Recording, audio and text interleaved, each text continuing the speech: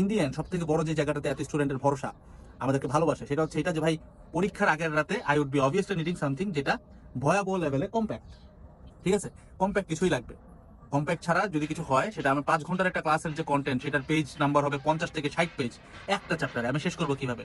But কি যদি আমাদের কন্টেন্ট গুছায়, তার কন্টেন্ট হবে খুব বেশি হইলে পার চ্যাপ্টারে 4 থেকে 5 পেজ। হ্যাঁ, আমরা 1 ঘন্টা ধরে অনেক সময় নিয়ে বুঝাবো, এমন না যে আমরা খুব তাড়াতাড়ি কথা বলবো। তুমি দেখছো তো আমাদের অনেক ক্লাসে কিন্তু ডেমোতে দেওয়া আছে। তো এই আইডিওলজিটার মেইন কথা হচ্ছে 1 ঘন্টা কেন? 1 ঘন্টার মেইন কারণ হইতেছে, একে তো আমাদের অ্যাটেনশন স্প্যান ভালো না। তবে হ্যাঁ, যারা অনেক লম্বা ক্লাস করায়, বড় ক্লাস করায়, তাদেরকে আমি স্যালুট জানাই, থ্যাঙ্কস টু দেম, তারা অনেক কাজ করে, ঠিক আছে।